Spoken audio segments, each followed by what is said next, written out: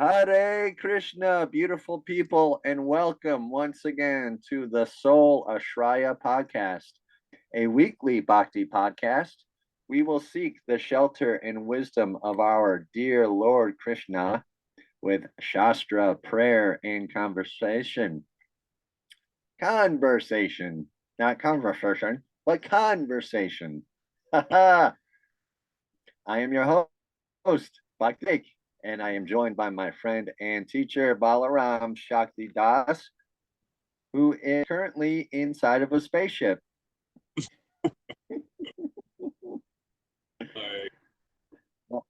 Yeah, this is not ancient aliens. This is just the way we do things here on this podcast is we do the show from spaceships.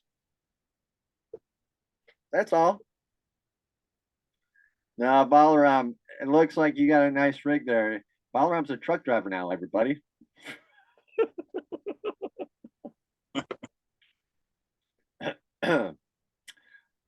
Prabhu, you might have to get that phone microphone a little closer to you. I'm having a hard time picking you up a little bit.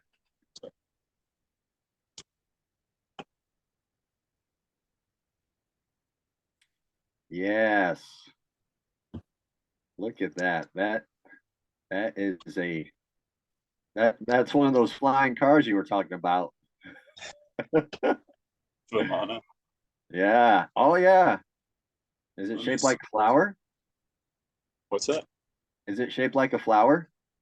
No.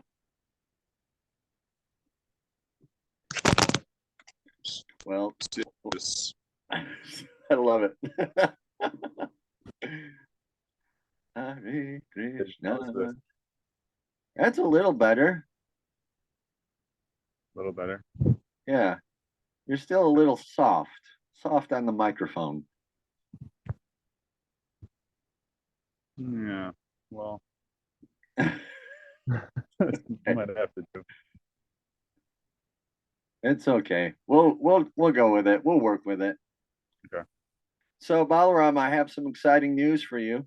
Yeah. So this weekend we had some Kartik celebrations, pre-actual Kartik, of course, but we did them when we could do them.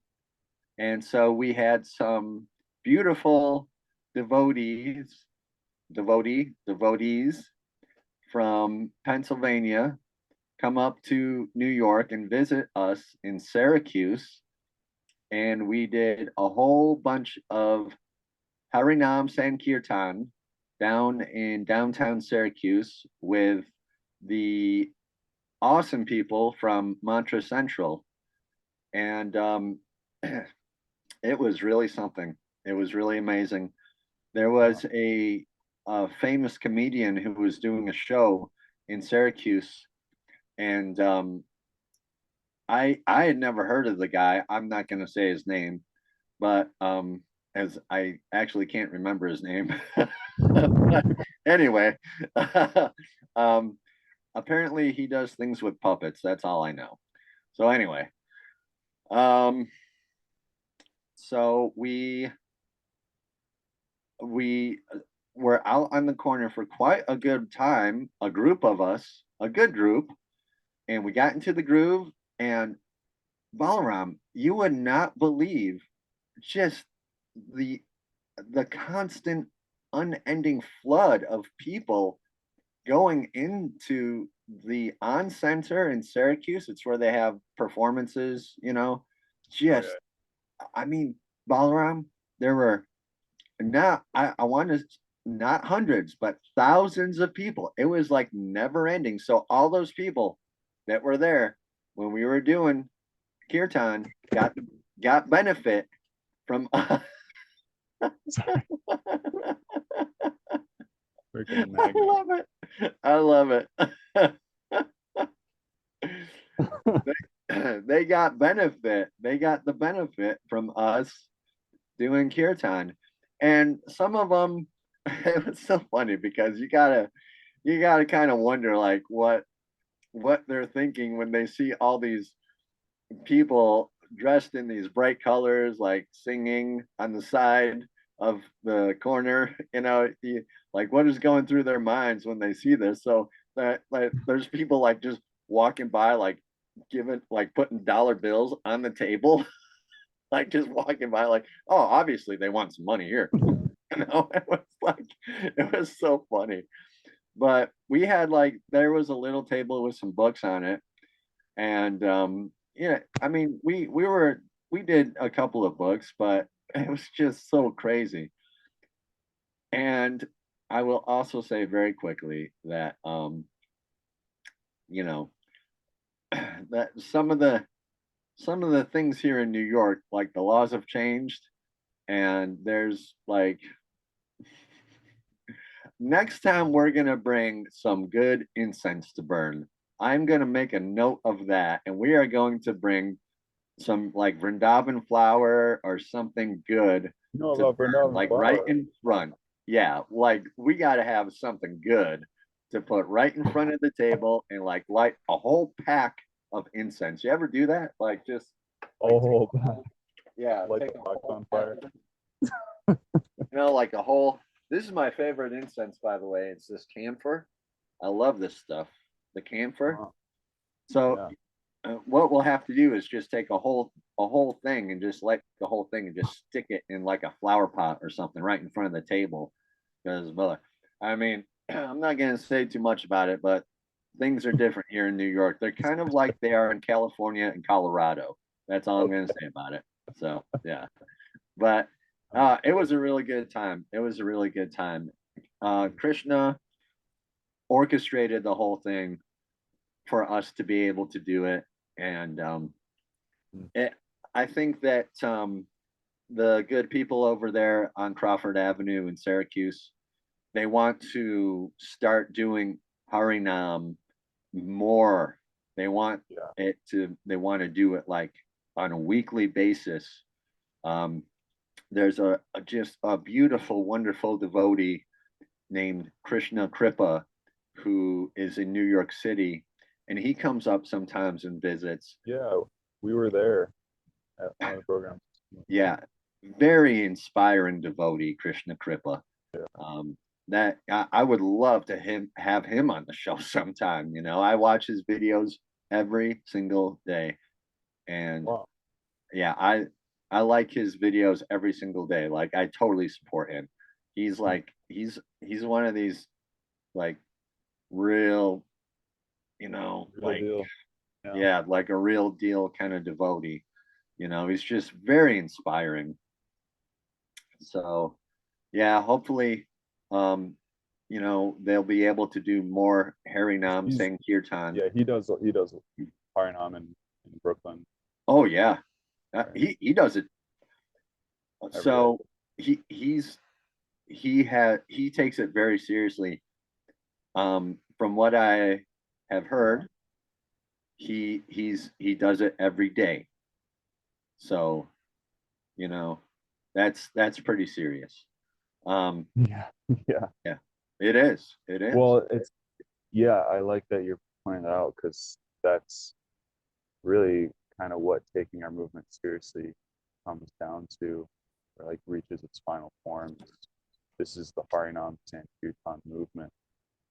So our movement is going out and spreading glorification of the Lord, Yeah. principally through the chanting of His holy names, principally in the congregational, meaning like the public chanting, engaging others in chanting, which is, to engage others in hearing the holy names. Uh, yeah, it's really amazing. Did I share last weekend's our Maha Harinam experience? No, I I know that he was were you, I don't I know that you were in What day? What day Philadelphia. did we do the show last weekend? We did the You show did on Sunday. on Sunday. Okay. Yeah, or was it Saturday? I don't know. I can't remember. Everything's Maybe it just was so Sunday because we did a Harinam on Friday, and it was like so much happened after that that I don't even think I mentioned it. But yeah, we did it was like maybe like the Tucson Meet Yourself Festival. yes, yes, Yeah, okay. yeah, Yeah, thousands of people were there and just going around. It's so ecstatic. Uh, you know, you really get into that mindset. It's like you're getting out of your mind actually, because the mind wants to think, what are they thinking, or like how do I measure up to their world? But you get out of your mind, then you're in Krishna's world. It's like how do, how are they interfacing with Krishna's world? And it's all absolute. They're getting the holy name. Uh, that can be a tough barrier, for us to break through, but with practice, right? That's kind of the idea. Um, it's easier to get out of your head and into the world of the holy name. yeah, yes. Um, so yeah, with more people, that like if you have a whole gathering, Totally. yeah, then And like yeah, on both sides, like more people in the Harinam as well as more people receiving the Harinam. yeah, It's amplified. yeah, Totally. yeah, yeah, And it's like you're sharing an experience with someone, regardless of like whether or not they understand Krishna Tattva, or that. Like you're still sharing a very real, like human experience. And I had so much of that. Like so many people just smiled at me. They're like, "This is very nice. I don't know. I don't need to know what you're doing." It's like I know what you're doing now. You're sharing your joy. And it's like we appreciate that. I was like, yes. um, yeah. There's this one man who was walking by. I found it was a very nice thing. Um, lower class um, man. I don't know if he was homeless, but black bodied sort of person. You could tell like not many people acknowledge him, or like easy to walk past. But I like was seeing him, connecting eyes with him, and it took a moment, but then they kind of like locked on, and I was seeing him.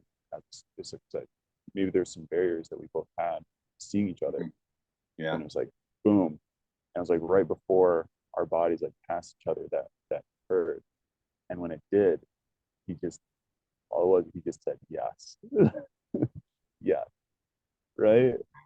You know what I'm talking about? yeah, Like that's it. That's the actual thing. It's this like unspoken like it's the namaste moment. Right? It's like I see you. I it's totally irrelevant what the external designations of our bodies are, or even like the states of our mind. We're able to see through all of that, and like that's a divine experience, and that's what we're sharing. With the Harinam, because it's the holy name is bringing you above all of that to this platform. You're seeing everyone as a soul, and so you know, it's such a blissful experience. It was a very blissful experience for me, locking eyes with all these people and just being completely out of the modes, not in these like lower material bodily things, and everyone was able to connect with that, practically. yeah, Obviously, some people didn't want to look at me uncomfortable, but still, some of them would be, bobbing their head or something. yeah, It's like, yeah, I want to share. It's like we're alive. We have life. This is God's gift. yeah. Right? Yeah. Yeah. You know, when you're cruising around the world in a spaceship, it's amazing the things that got you to that point, isn't it? You know? Mm. What makes you say that? This Hare Krishna mantra is so powerful you can drive around the world in a spaceship if you want to. I just get I'm still talking about that truck. It's so cool. We should do like an episode where we just do a tour of your rig. Yeah, this is my rig. I'm sorry. No, the Harinam, it really is. Yeah, it's connecting with people in on a very transcendental level.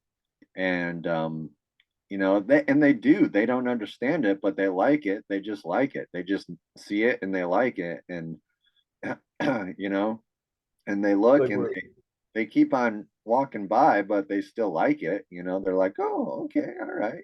Because it's just like putting out that vibe, you right, know, it's just putting out that positive vibe, you totally. know. Yeah, it's like, do you remember what it means to be happy? Yeah, Right? yeah. Yeah. Everyone connects with that. It was, and it was just blissful, you know. We had just a line of devotees, just you know. I had my cartels going, you know, and it was just we had some moments. So it's amazing. It really is. I am so just totally hooked. I just like it, you do it, and then that's like all you want to do, you know. Well, you could move to Philadelphia. They just started a Harinam ashram, just like the New York City Harinam. Yeah, This is the second ashram, at least in the country. I'm not sure about other parts of the world if they have ashrams for this, but uh, exclusively dedicated to daily Harinam. yeah, Maybe not 7 days, at least 5 or 6 days a week. You know, yeah, barring severe weather, yeah, going out. Yeah, yeah. Well, we are. I tell you what, that Syracuse, those devotees in Syracuse are really starting to. I that mean, they're was unified. the other thing I wanted to mention. It, as far as like dedicated to the right, because it's obviously it's one thing to be doing it every day. That's like serious dedication, but that's not practical for the purposes of other ashrams, other centers, right? Like a preaching center, like Mantra Central. Um, it may not be feasible, but definitely still every city, every community um, needs to have some presence on the streets. Uh, like you need to be um, connected with that yajna, that right, that sacrifice. Yeah, That is what is.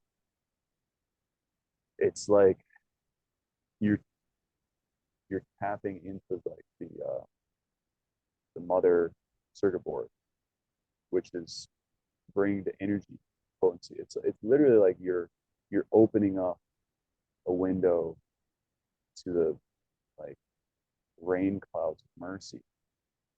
You know, otherwise it's like okay, you're doing your little thing in your home, uh, but what kind of potency you have if you're not directly watering the root of the spiritual corpus of the community that you're in, right? mm, Like that's what we're here for. We're meant to do that. Like that is our express purpose as Hare Krishnas, is to nourish the spiritual corpus of our community. And that's what we do with Harinam. And um, it's giving the holy name, it's broadcasting the holy name, and the community as a whole is getting purified. And yeah, that's how you are going to thrive as a community, is if you're going out regular. It doesn't have to be every day. It doesn't have to be 10 hours a day. Like they were doing when Prabhupada was here. They're doing that. that was like seriously elevating the vibration of the planet, of places that they were. But at least regularly, once a week, it should be part of the sadhana to Yeah. do that. And that will highly accelerate the flourishment of your center, for sure. Yeah. Yeah. There's really something to be said about doing that. It, I mean, Syracuse, they're they're like doing it out there. They're unified. They're, you know, we are actually out in Syracuse. They're trying to really build more of a connection with the Philadelphia temple. And that's where, uh, you know, a few, there's like some connections that we're making, that I think are going to get stronger. But yeah, I mean, so Syracuse to Philadelphia isn't really that far, and so there's a good sangha between the two. So, and we're just working on that. We're just trying to make that better. So that would be good to get down to Philadelphia and do some Harinam in Philly and have them come up to Syracuse too, you know? Sure. There's really nowhere in between where there's a lot going on, but the major cities, is where it's at. I mean, of course, here in Rochester, we have like book studies, stuff like that. And I don't really know what is going on out in Buffalo. I know that there's a lot of very good programs in Niagara Falls, but in order to go to Niagara Falls Temple, you have to have a passport or a enhanced driver's license to go to the Niagara Falls Temple because it's over the border. It's just like it's barely over the border, but you still have to. Yeah, I think it's maybe 20 minutes over the border, maybe a little more, No, but it's close. I have neither of those things. Really? It's okay. Yeah. They give a license. I know. I know. I got to get a passport. I've been. And you need a I've passport. been working on getting a passport for a year now. Like, You became a it's Hare like Krishna. when you become a Hare Krishna, it's like you gotta have a passport, But yeah, I've been working on getting a passport. Like so many devotees know, like, hey, how's it coming with your passport? Oh, it's paperwork. I'm waiting for paperwork. Yeah, no, it's not getting done. I mean, Prabhu, I tell you, I just had 2 weeks off from work, and it just flew by, and it's like I got nothing done. I could literally, it was just enough time just to rest up a little bit, you know, like just to like feel the ground beneath my feet, you know. It's just it's so crazy how busy we are these days with everything. Yeah. Yeah. So Well, we're carving some time out here, yeah. as we could do. Yeah. Slides. That's kind of the name of the game. It, is is there someone behind you? What? Is there someone behind you? Yeah. I was like, oh, okay. I was like, hey.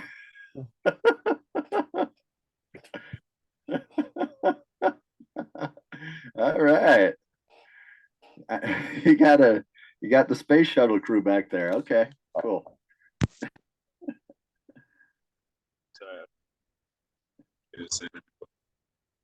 Space shuttle crew. Yeah. We got the space shuttle crew back there. All right. Chaitanya was in the Brooklyn Temple, Brahmachari. Oh, nice. Hey, No, we were talking about Kripa. Yeah.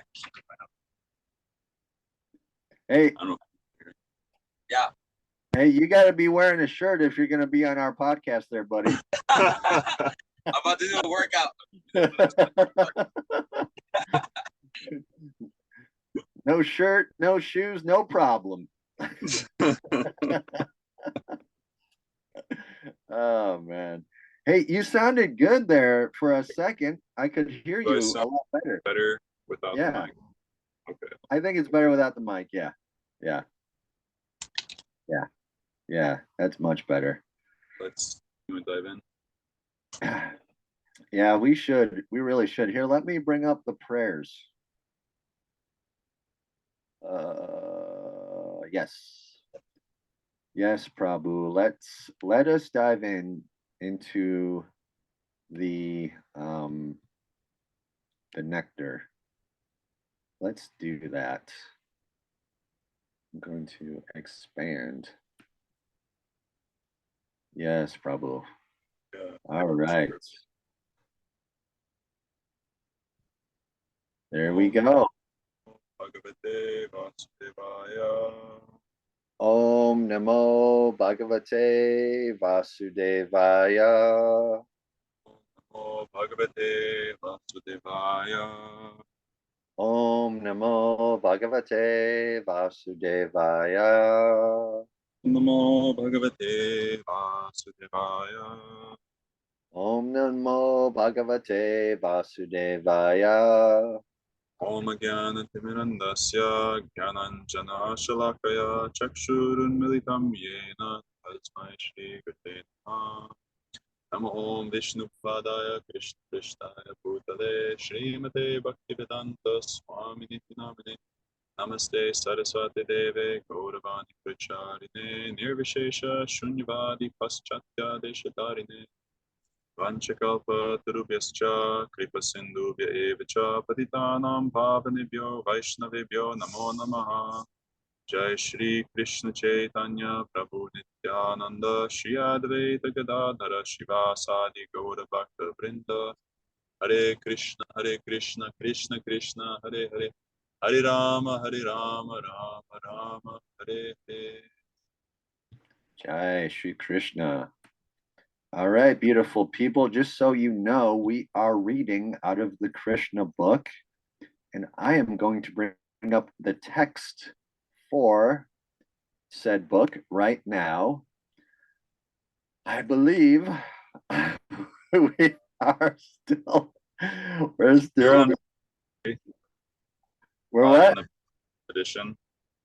Yes. And I wanted to reread the Krishna appears in order to give a chance. Yes. Right there. Ah. Nice. Yeah, that is. So,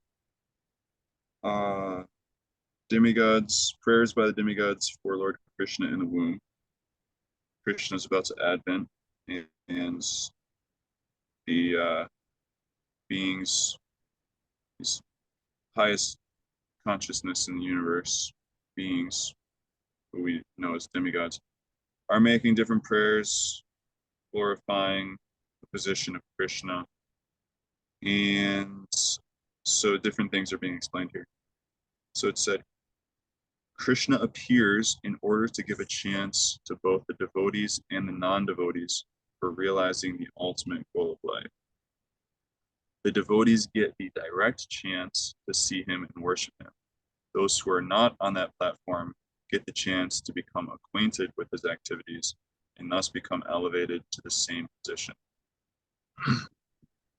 So I thought that was really nice. We had mentioned deity worship. Yes. At the end of the last episode, we didn't have time to get into that, but I thought that was a nice example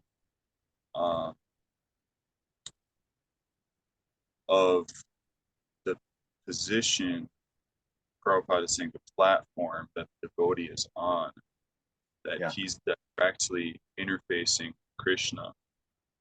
And it's it's like, what is this Krishna? You know, this book, and we've talked about this before, probably the beginning of our show. You know, what is this book? What is it for? You know, what is Prabhupada doing in writing this book? He's giving us Krishna, right? It's like, here is Krishna. It's more than just giving someone God. You're giving him Krishna. So this topmost manifestation of divinity, that you have to become acquainted with him as a unique person, you know, distinct even from other forms of himself, other forms of God. And so, and it's a very simple thing, just becoming acquainted with him. And then once we do, we have a chance to directly see him and directly worship him. It's like, I'm reminded of a really funny story, but just amazing, from the Chaitanya Charitamrita, that hopefully this makes sense.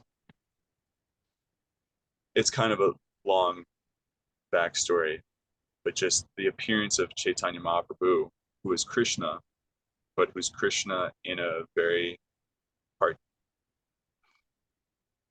in a combined form with Radharani, right? A very rare form of Godhead, but he is the original personality. Krishna and Krishna Chaitanya are both the original personality of Godhead.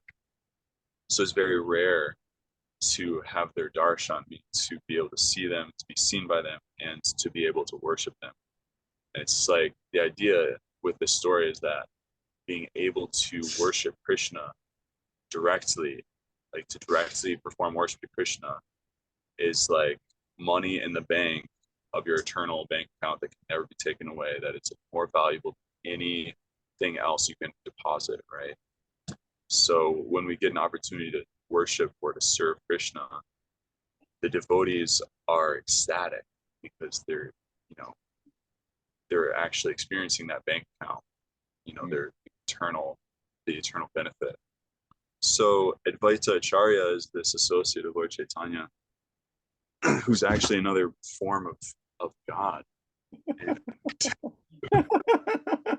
And he was the one who prayed for Krishna to appear on the planet, but he didn't know how he was going to come. And Krishna totally hoodwinked everyone by remaining hidden for like 20 years or so, as Nimai Pandit. And he was in the community of devotees, but they didn't know that that was Krishna. And then he becomes himself a devotee, and he's serving all the devotees. So God is serving his devotees, right? And he's feeling the same way that we do about serving him.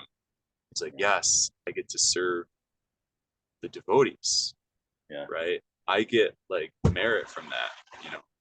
I feel enlivened by that.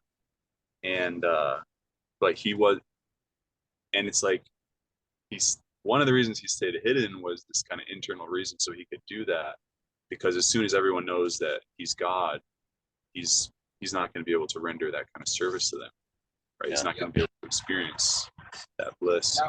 So then Advaita finally like realizes who he is, and there's this moment where they're like approaching each other, and Lord Chaitanya, out of ecstasy, just faints.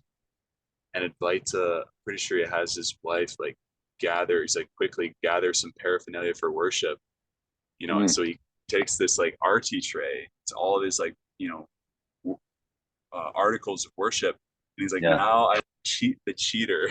He starts worshiping the feet of Lord Chaitanya Mahaprabhu, like offering these articles. Like, now I will cheat the cheater. Like I'm gonna steal the mercy of, from you who's been stealing it from us, Uh, so nice. So he's on this platform. He gets direct opportunity to worship Chaitanya Mahaprabhu. It's like he understands. Interesting. And then those who are not, Krishna is appearing like this Krishna. He's, in a sense, the Krishna consciousness movement is an incarnation of Krishna. Prabhupada explains that actually, right? This ISKCON, the larger Gaudiya body is Yeah. body of Krishna.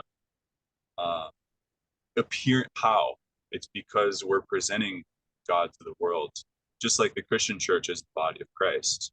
Why? Because Christ is acting through them to present himself and thereby the Father. So this is how Lord interfaces. It's through his representatives, right? And in that way, people get a chance to hear about Krishna, to become acquainted, and so therefore they get connected with his service and spiritual. They get benefit. Yeah. They get the benefit of the holy names. If they hear the holy names, then there's benefit. There is so what you're saying is that sometimes in Christian churches you hear this little saying like there's God always has a remnant. Have you ever heard that? No. Okay, well, like the real Christian church is kind of it's there, but it takes some discernment to know. So I guess what I'm saying is that it's important to realize that when we're saying Christian church, we're not really talking about like the whole thing. We're not talking about like Catholics, Orthodox, all that stuff. We're talking about like Sects. yeah, like a very specific part of the Christian church. So I guess with the Harinam Sankirtan movement, which is what Gaudiya Vaishnavism is really, is just doing Harinam, chanting the holy names. There's like a scene of really hardcore dudes that are doing it. Just like in the Christian church, there's a scene of the remnant, the real dudes that are, or I should say people. I shouldn't say dudes. I'm sorry. I'm like, yeah. There's just a certain amount of people that really have the real thing, and that's what we are talking about. I was horrified when there's a recent documentary that came out about some Christian church people here in the USA that were abusing women, and I was horrified about it.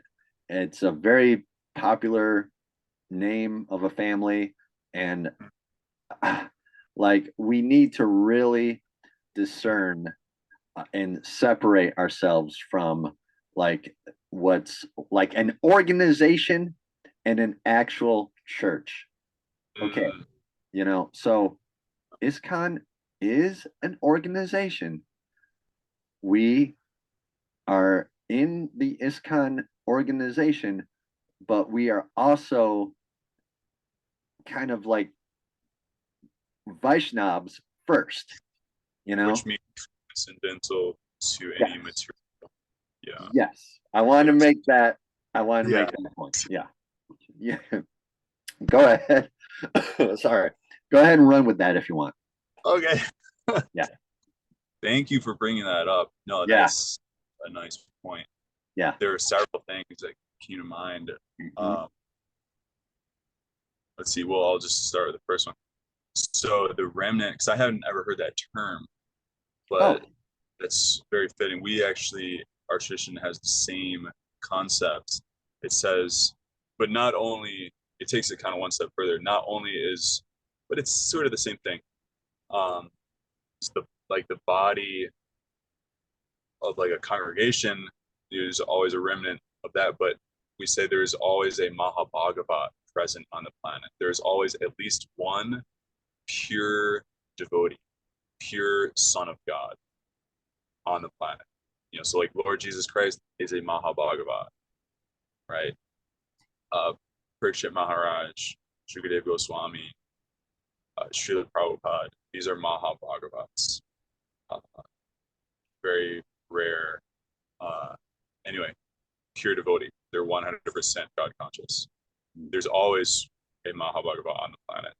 And we should seek out connection with the Mahabhagavat. That's how we go back home, back to Godhead, is we're connected with Mahabhagavat.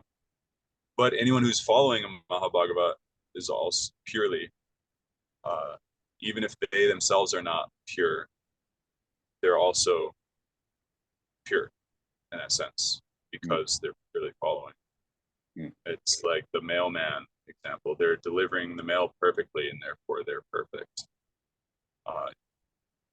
Anyway, so that's the connection.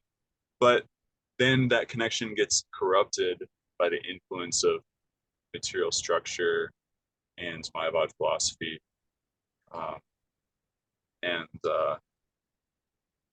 Like that, you have these organizations. I'm starting to forget what else I wanted to say on that. The organizations are not, they're a structure for networking people, and sometimes you got to discern the organization from the actual belief and from what you like the actual faith is from the scripture. Yeah, thank you. So this is such a wonderful thing, because it's like, what does it mean to be a Hare Krishna? Because a lot of people, seeing our movement, it's like, well, I don't want to be just like boxed into another religion. I've been there, done that sort of thing. It's not real religion. But that's not what a Hare Krishna is. A real Hare Krishna, we say, like, making the best use of a bad bargain. Right? That's one of Prabhupada's sayings. And his guru had a saying that religion is a necessary evil. We need this, the structure has to be there. So we accept it as favorable to cultivating the essence, so the real devotee of the Lord is always concerned with the essence. Bhakti Vinod Thakur said that you should be a Saragrahi Vaishnava. Sara is the essence. Grahi is one seeking essence. So it means, we're a transcendentalist. We're not simply caught up in, the politics of the institution. Yeah. But within the institution, it's a very fertile ground to cultivate our inner connection with God and our relationship with Krishna. That's the core of it. That's the heart of it. That's what we're nurturing. And the Sangha of devotees is very necessary, very advantageous. Yeah. It's absolutely necessary to cultivate that. Yeah. So what to do? You have to deal with the hierarchy. But it's not simply a disadvantage. Actually, there's so much of human experience that has to be learned within that. You can't neglect that. You're neglecting the whole. If you're neglecting patriarchy altogether, you're neglecting the whole masculine half of our experience. Not to say that the feminine can be neglected either. Right? So both have to be there. Yes, they do. I guess I don't know. I just wanted to make that point real quick, is that the organization it's important for doing, for serving its purpose. And I think Prabhupada spoke at length on how he wanted it to be run, how to do it, and so it wouldn't fall down into something that it would not be the real deal. Yeah, so yeah, I know. It's like a precious thing that you want to really take care of. And the association with other devotees is like so cornerstone to keeping it the way that Prabhupada wanted it. And it's not just like Prabhupada wanted it this way, it's like the way it's supposed to be. This is Vaishnav, like this is how you do it. And they've been doing it for thousands of years in other parts of the world.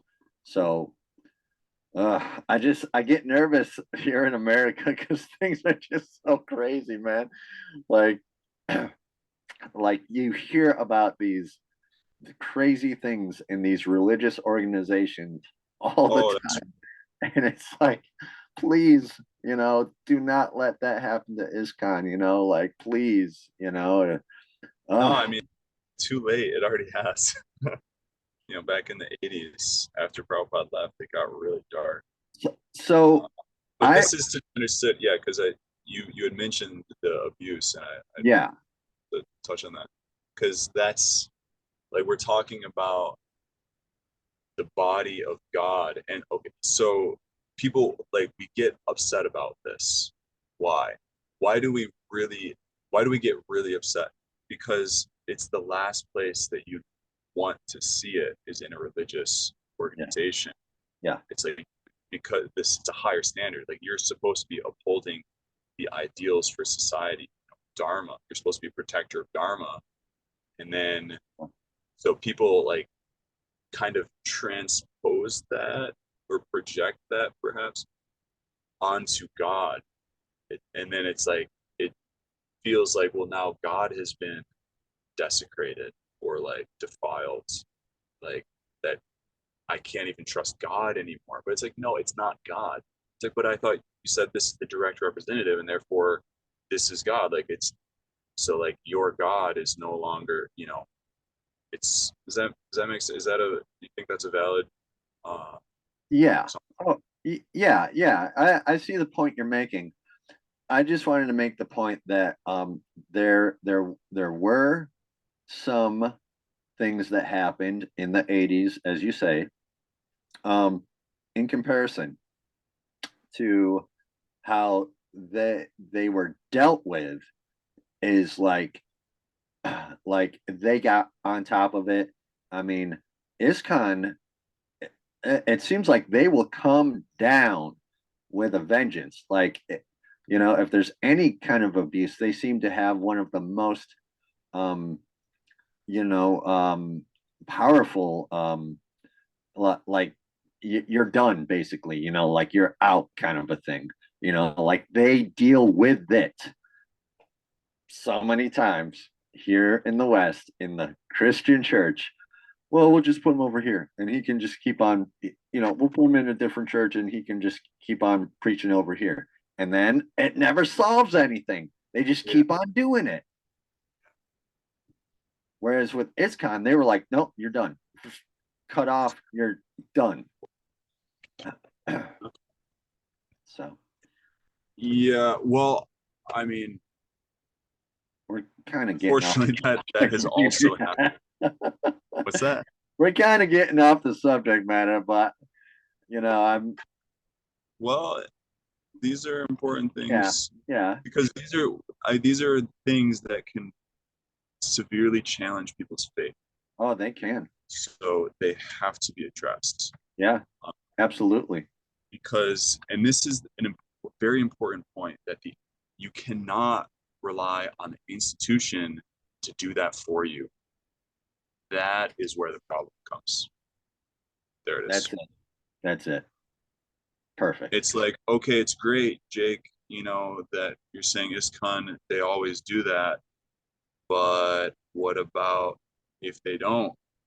Because there have been times that they didn't, that they failed, and they tried to sweep something under the rug, and those things are coming out. Some of those things are coming out now. And it's sort of like, this is the age where you could say, you know, where that which has been done in darkness will come to light. You know, it's a prophecy in the Bible. So you can't get away with sweeping things under the rug. But sometimes circumstances, it's like, what is the higher dharma? You know, nonviolence or truth? You know, it's like sometimes there's a lot of gray areas. So the point is, it's not for us to judge whether someone was right or wrong in upholding dharma. That's between them and God. They made their decisions. Like Akrura stole Krishna and Balaram from Vrindavan. It was like the most to be killed. Yeah. The most adharmic possible thing you could do. You know, but he was taking shelter of the super soul, and he you know, totally opened his heart and was like, no one is going to understand this. Everyone is going to condemn me for this. So I'm begging you to please protect my devotional service, you know.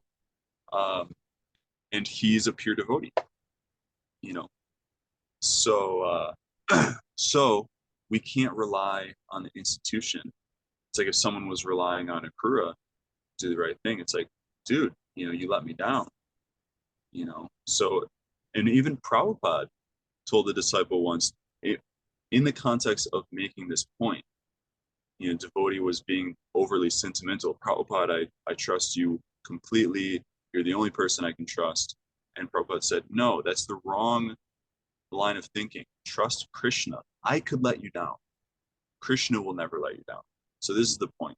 The institution is there, and, you know, we hope and pray, and, you know, we do what we can to transform, be a transformative force in the institution, in the society, in the, you know, on the planet, for righteousness and dharma. But we're not seeking the justice there, because we're not, you know, putting expectation on some institution to deliver something for us that is not their job to do. It's like the government. Like, you don't put it on the government to make sure your kids grow up with proper morals. That's not what it's for. Don't do That's not what it's for.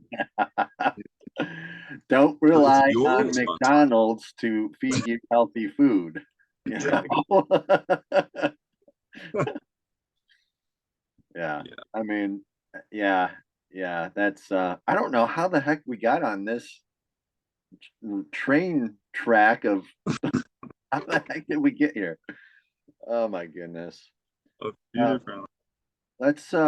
me bring up the book again, and let's see if we can get another paragraph in. Like one paragraph shows here lately. We can let's try to turn the page. Okay. All right, go ahead. Turn the page. All right. Do you want to read, or do you want me to read? Yeah. Okay. Our dear Lord, O Supreme Controller, when you appear on earth, all the demons like Kamsa and Jarasadna will be vanquished, and all good fortune will be ushered into the world. When you walk on the globe, your lotus feet will impress on the ground the marks of your souls, such as the flag, the trident, and the thunderbolt. Thus you will grace both the earth and us on the heavenly planets who shall seek those marks. Oh boy. Now what's this about? Okay. We want to pause here? I guess so, because I'm thoroughly interested in what these marks mean. I've never heard this before. I didn't know there were marks. We got marks on feet now. Okay, yeah. Oh, okay. You didn't know about this. Yeah, I have not heard about the marks on the feet. The trident and the thunderbolt. Okay. Well, I'll have to. What's that about? Search. Okay, so this is a very wonderful thing. The lotus feet of Sri Krishna are the refuge for all souls, right? So we talk a lot about lotus feet on the show, Yes. right? We're very interested in Krishna's feet. So why?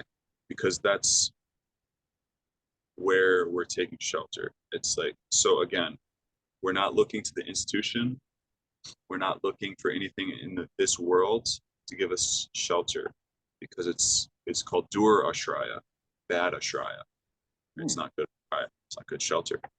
But spiritual energy is good ashraya. So the supreme spirit is good shelter. And so the place wherein the soul reposes itself is at the feet of God, because that's our most natural place. That's where we're most at home.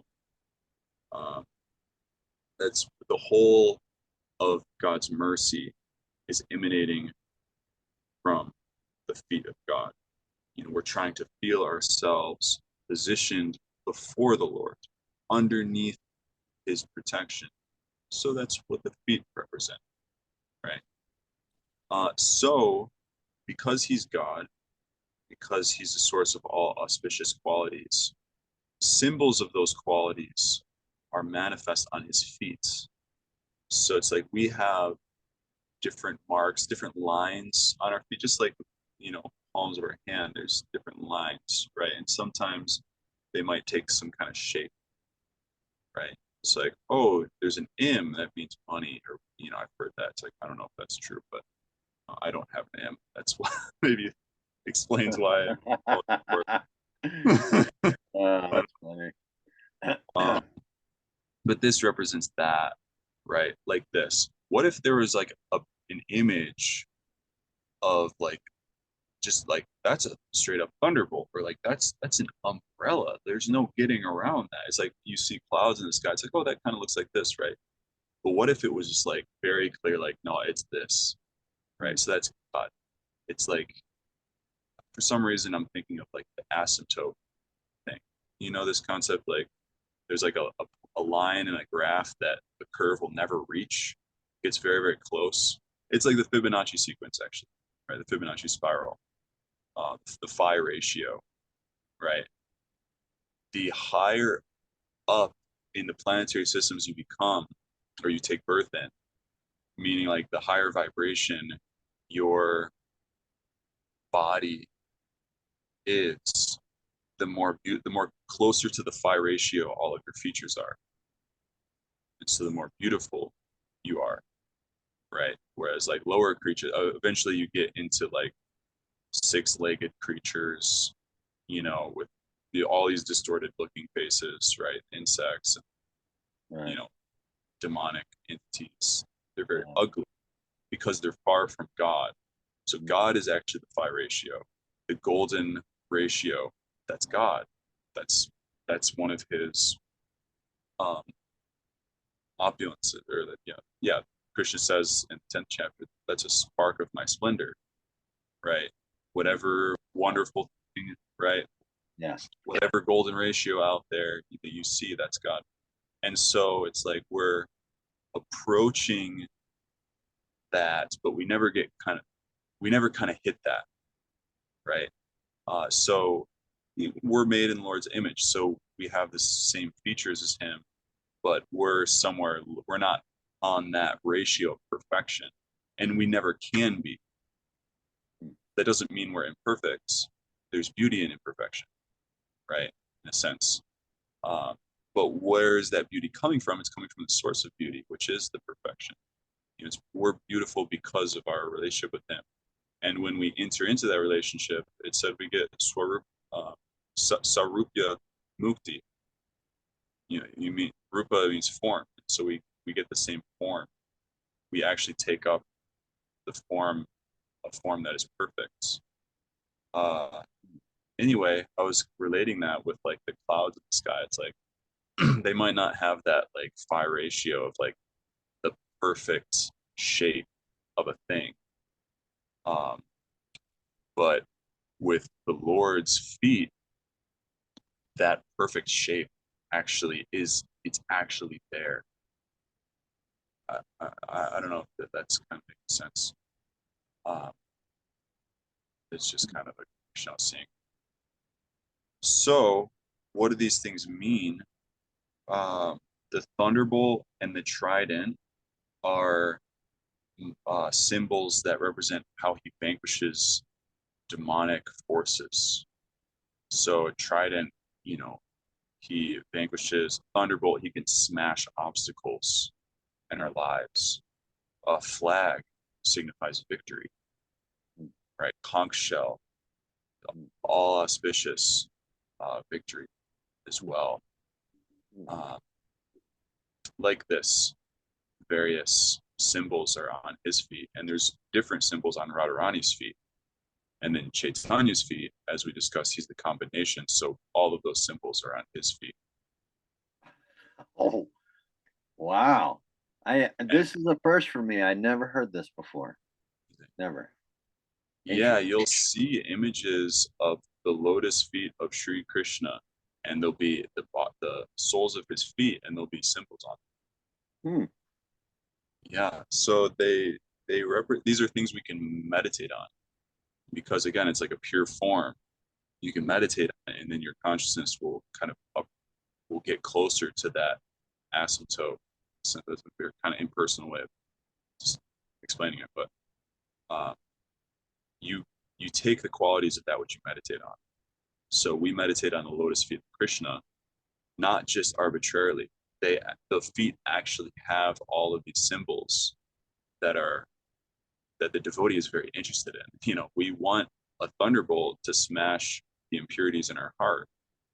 You know, we want a trident to vanquish the demons. Yeah. Attack us, like, right? Like, we want the flag of victory, you know, like all these things. Yeah, they actually have existence in the feet of Krishna. Wow. Yeah. This is a brand new concept. I had literally never heard that before until just now. I did not know about. It was always like I've heard worshiping the lotus feet, and I just took, you know, lotus feet, lotus eyes, lotus mouth. You know, I just okay. It's something that's beautiful. Like a lotus is beautiful. You know, it's a beautiful flower. So I always took like the writing, like the Sanskrit translation translates as a beautiful flower. That's telling thousands of people, thousands ahead, you know, years ahead, like this thing is beautiful. And that's why they used it. I didn't know that there were actually like symbols on his feet and that they actually mean something. That is brand new. and they leave marks on the ground. So there's other places where people, like Akrura, for one, Akrura, when he comes to Vrindavan, he sees the marks of Krishna's feet on the ground, and, you know, with all those symbols, and he enters ecstasy and he just rolls in the dirt. Oh, like, how sacred is that dirt? How sacred is that dirt? Yeah. Right. So when you walk on the globe, your lotus feet will impress on the ground the marks of your souls. Thus, you will grace both the earth and us who shall see those marks. Yeah. You know, so the beings in the heavenly planets, like higher dimension, they can see the surface of the globe, and just seeing those marks, they get benefited. What speak of the earth herself? Yeah. Those marks are impressed on her. You know. Man. That's incredible, man. What do you think about this? I have never heard that before. I have heard of people wanting to be in the dust of Braj, or be like a single blade of grass in Vrindavan. I've heard stuff like that, you know, like, you know, let me just be like let me worship the dust on your feet. And I always wondered, like, what? You know, over here, I mean, you know, I'm a new devotee. I'm a new bhakta, just learning about all this stuff. And when you throw this stuff at new people, they're like, dust on feet, blade of grass. You know, it's kind of, they are abstract concepts to us, but once you realize what the meaning is, then you know, then it makes sense. And it always has a meaning. Like they don't just say, "Well, I worship the dust on your feet," like for no reason at all, you know, just because it's your feet. No, there is meaning to all this stuff. And you just go through and you decipher it all little by little, and it all makes sense. Then it all makes sense. Yeah. Yeah. Yeah. Yeah. Well, and that's obviously something that, like, because I don't have full realization, you know, Yeah. so I'm curious to like hear, you know, Well, you others. hang out with me and you'll get it, dude. You know? You're good. But you know, it, it the realization comes in layers, you know, in like waves, Mhm. because we can only decipher so much. Yeah. That's like scripture, right? It's the same. It works the same way. It's reciprocating with your level of consciousness. So these symbols can mean one thing exoterically, right? You know, there's the external understanding that Yeah. you can decipher just studying it. But then there's esoteric meaning that as you advance, the more that you advance, the deeper the realization will be. You know, the like the demigods, pure devotees like Akura, who took direct darshan. It's like that's another thing. Probably think about this. Like these symbols of the feet of Krishna. We're meditating on the feet of Krishna. So we're meditating on these symbols. Yeah. We are trying to absorb our consciousness in them. And they are will have a realization of them to the degree of that meditation. And eventually that meditation will culminate in direct darshan of the feet of Krishna. Yeah. That actually Krishna's feet will directly manifest to our vision. Yeah. It means Krishna's going to be standing in front of you, or the prints of his feet, which is the same thing. That's Krishna. That is 100% absolutely Krishna. And Yeah. so we are meditating on Krishna through his feet, in a sense. And we want to see Krishna. It means we want to see God everywhere. We want to see everything in God. We want to see everything in relation with God. That is the absolute truth. And that includes seeing his feet, you know, his form, his qualities, his names, his leelas, his activities, his paraphernalia, his associates, all of it. That's all the Godhead. Yeah. Yeah. Needs. There's meaning to every part of him. There's meaning in the flute. There's meaning in the way that he stands, like that posture that he takes. There is meaning in what he is wearing. There's nothing. You will soon. I have found out that there is nothing about Krishna that is really like for no reason. It's all there. It all has meaning. It's some of it is very esoteric and some of it not so esoteric and more like, you know, you can use that every day kind of a deal, you know, but there is meaning in everything about him, everything. Like there's meaning. Apparently, right down to the dust on the feet. Boom. Right down to the dust on the feet. I love that. Everything has meaning about him. It's rasa, you know. Yeah.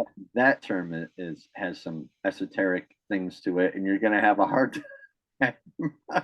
Sometimes we have a hard time explaining it to people, but yeah, just know that everything about Krishna is there for a reason, and it's interesting to know that soon you will find out that reason and new enlightenment will come to you and he will reveal himself more and more to you the further you get into Krishna consciousness. That's what is exciting about it. Yeah, we have to close the show up here, but Yes. just end on Yes. this point that that meaning, that rasa, like, because you have to have rasa, like spiritual life. Life itself means rasa, means taste, means juice, the juice of life, right? Every living entity is pursuing that. And so spiritual life means I'm pursuing that in eternality. I'm looking for eternal rasa. I'm looking for everlasting rasa, everlasting life, right? And so Krishna consciousness, the meaning and the